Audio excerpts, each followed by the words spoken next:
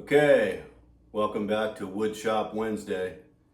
So today, what I'm gonna do is continue working on this drum shell that I started. I got this thing glued up and turned on the lathe last week. And so today what I'm gonna do is I'm going to sand the shell on the lathe inside and out. I'm gonna double check the diameter, or not the diameter, the circumference, on this end as well as that end to make sure that they're both the same.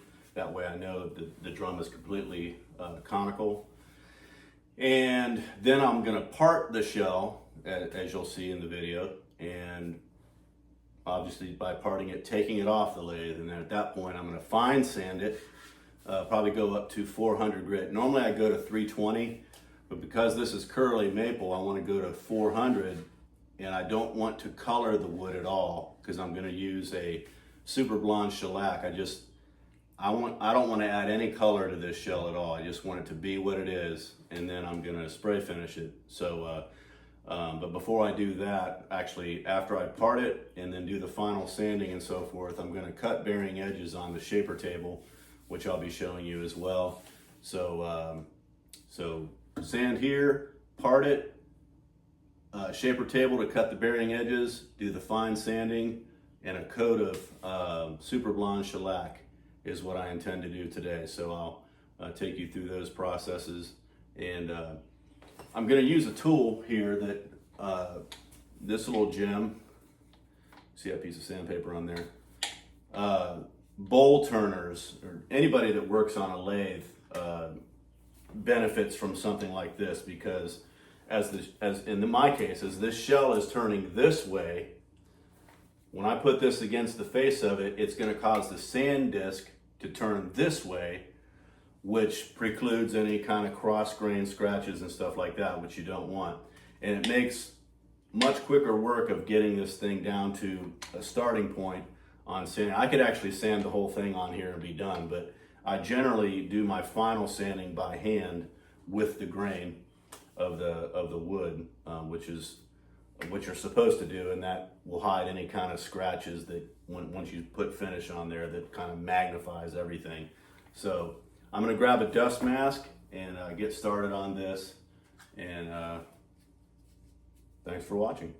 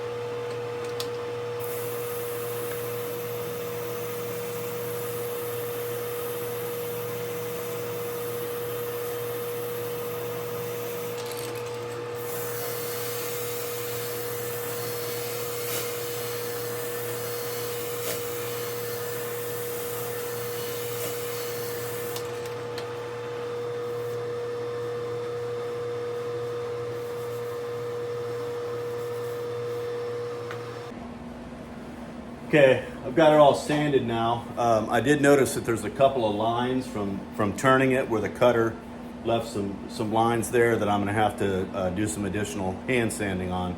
But for the most part, it's there. You can actually see the curl in there starting to show itself, so it's gonna be pretty. What I'm getting ready to do now is using this parting tool is I'm gonna come in here, I'm gonna measure 7 inches because I want the finished depth of the drum to be 7 inches deep. I'm gonna make a line right here and then part it with this tool. But first, I gotta sharpen this. I haven't used it or haven't sharpened it for a while. So here we go.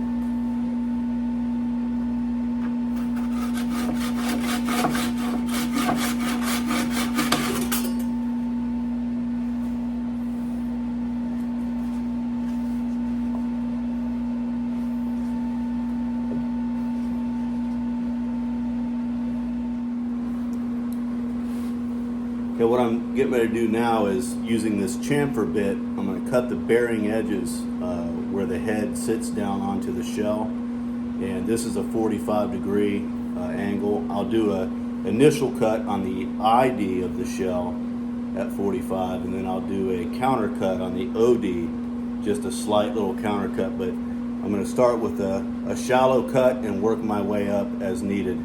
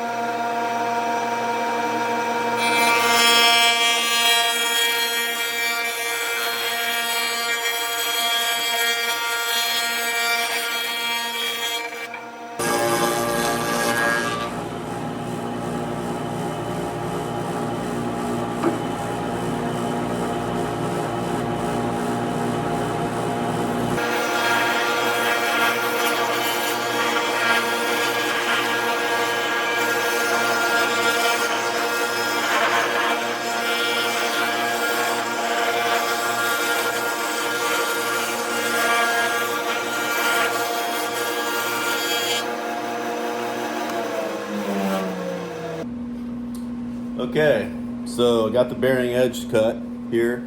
Again, this is a 45-degree angle on this on the ID, and then a slight counter cut on the OD here. So the next step is to do some final sanding on this before I put a sealer coat of shellac.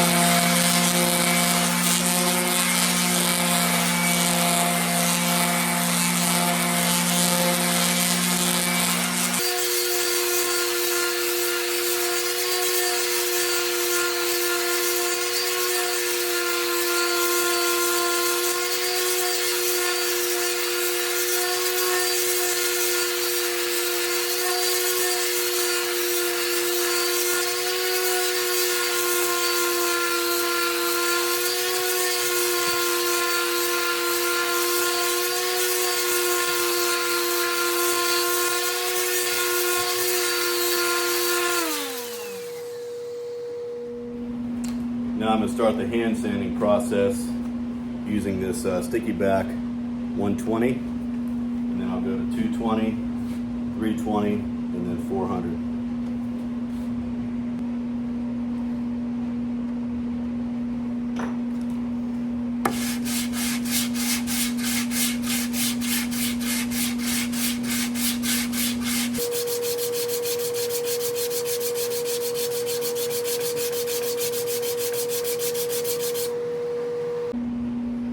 Notice I am going with the grain too. You don't want to sand across the grain because those scratches will appear in your finish. So always with the grain.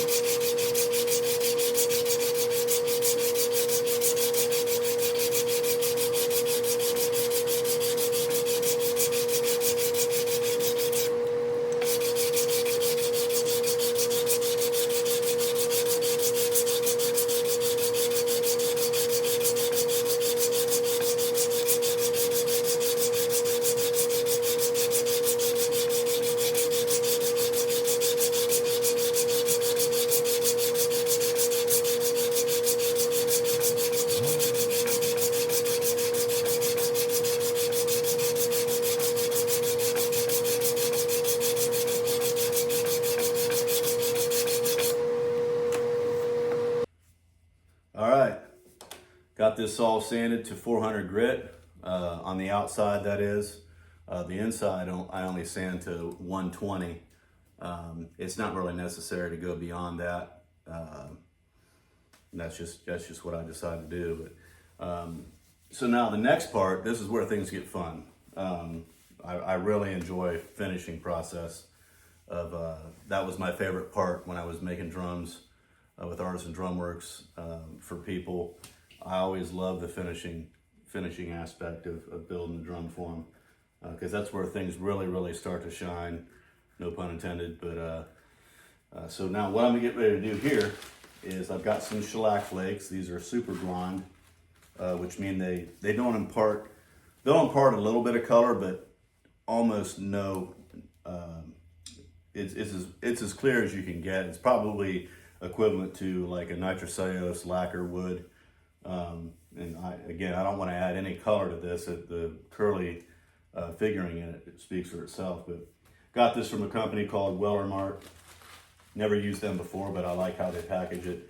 Comes with directions on how to mix the shellac flakes. And so what I have here is denatured alcohol. And what will happen is these shellac flakes will dissolve in the denatured alcohol. Now, what I want just as a sealer is what they would call a 1 pound cut. And here for a 1 pound cut, it takes, for 8 fluid ounces, it takes 1 ounce of shellac flakes. So I've got a mason jar here and it has markations here. There's 8 ounces, there's 16. I'm gonna go ahead and do 16 ounces, even though I won't use near that on this.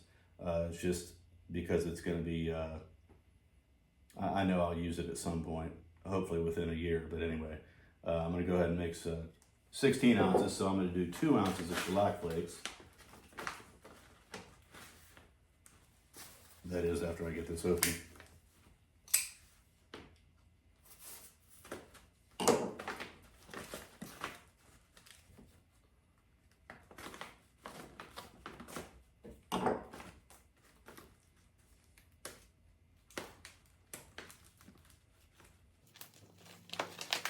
I got a scale here.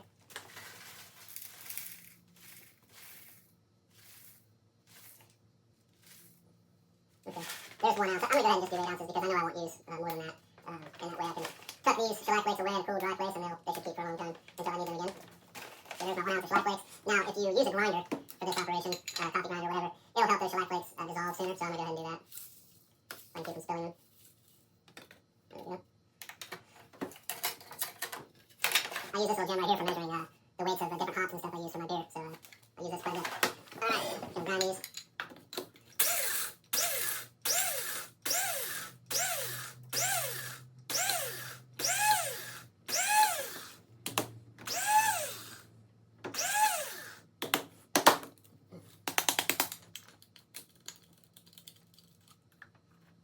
Alright. A little powder now. Ish. So I should have added my natural alcohol first, but that way I get more of an accurate measurement. We're gonna go to about right there, which is 8 ounces. So we'll get a little bit behind that because the shellac flakes are filling some of that volume.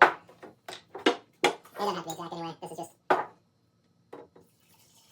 close enough for government work. That's 8 ounces. Turn that over that. And so now, I'm just going to switch it around. I'm going to get a stir stick and get this to dissolve. I'll be ready for the next step. Okay, here we go. Gonna watch this wood, this curly maple come alive here. So I've got my shellac ready. Normally I'd have latex gloves when I work with shellac or any kind of finish that where I'm gonna be touching, material's gonna touch my hands, but I don't have any latex gloves right now, so I guess I'll have fingernail polish when it's all done. The shellac will leave a shiny coat on my fingertips. So I'm just using cheesecloth here, which is, I've created kind of a pad. Bring some of that out. And I'm just gonna pad this stuff on.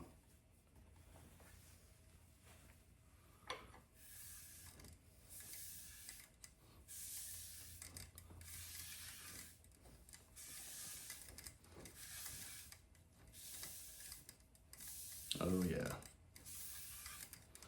So pretty.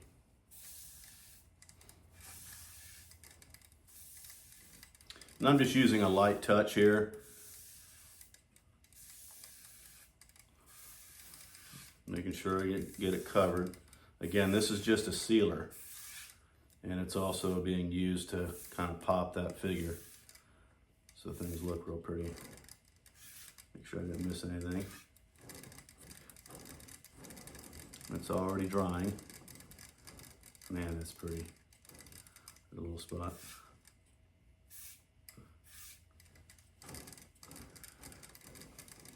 I'm gonna come along and do the bearing edges as well.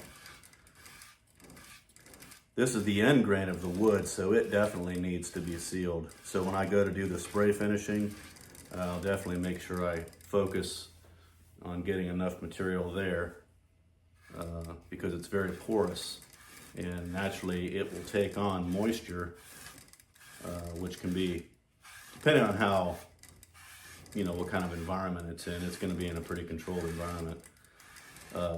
It could cause some wood movement that could pose a problem.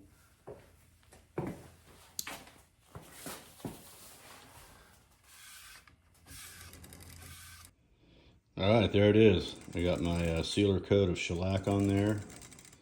And as you can see, that curly maple is just popping. I mean, that is really, really highly figured maple. So I'm excited about that. Shellac is good it's really good as a sealer for, I used it a lot when I was building drums because a lot of the woods I would use to make people's drums were exotic woods, which are very oily. And shellac is great because it'll seal off the oil that could otherwise come through and destroy the finish or make the finish not adhere properly. As well as having these kind of properties that cause the wood to really, really show its beauty. And just always been amazed at God's handiwork. So now what I'm going to do, I'm just going to let that dry for about 30 minutes or so, and then I'll start putting the top coats on, which is going to be the finish I spoke of earlier. And we'll see you then. All right, so this is the water-based acrylic lacquer that I was telling you about in a video or two ago. It's made by Target Coatings, and this is the closest thing to a nitrocellulose lacquer that you can get. It has burn-in, 100% burn-in capability, or that's what it does, in the sense that nitrocellulose lacquer, because it's a solvent base, each coat that you spray goes into the one before it and actually goes to the bottom now of the coats. Now, I don't know if this goes to the bottom, but I do know it has burn-in qualities and tends to act like nitrocellulose lacquer. And it's a whole lot easier to use in the sense that it's water-based, so it's water cleanup. It's a lot less dangerous and less hazardous to your health. So I'm gonna get this stirred up and added to the cup and be ready to spray.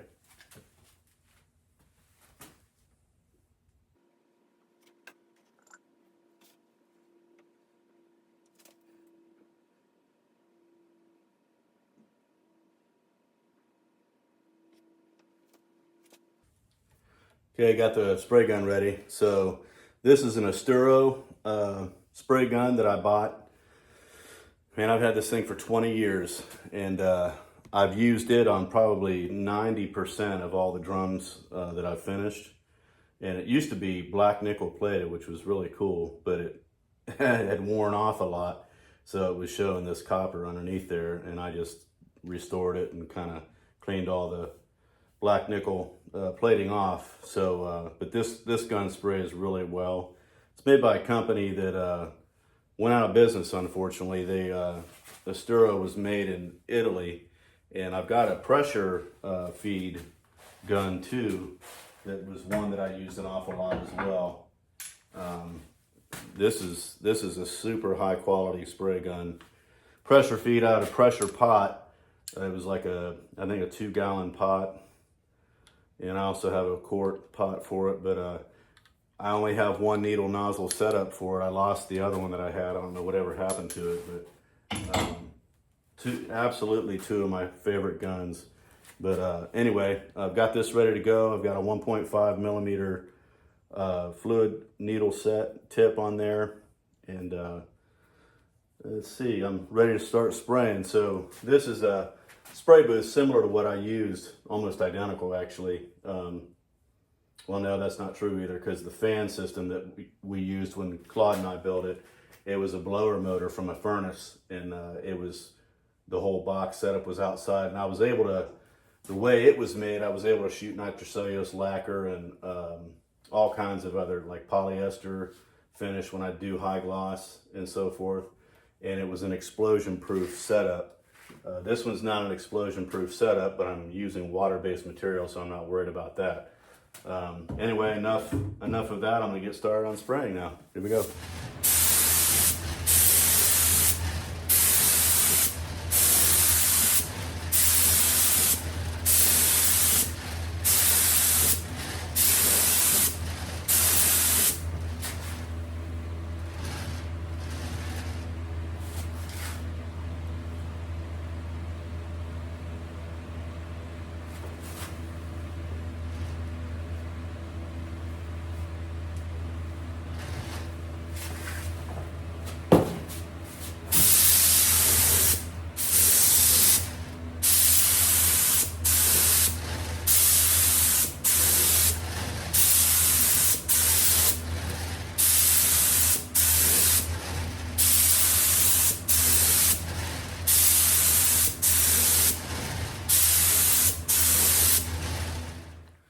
All right, that's gonna do it for today on this edition of Woodshop Wednesday, and I'll catch you guys next time. Thanks for watching.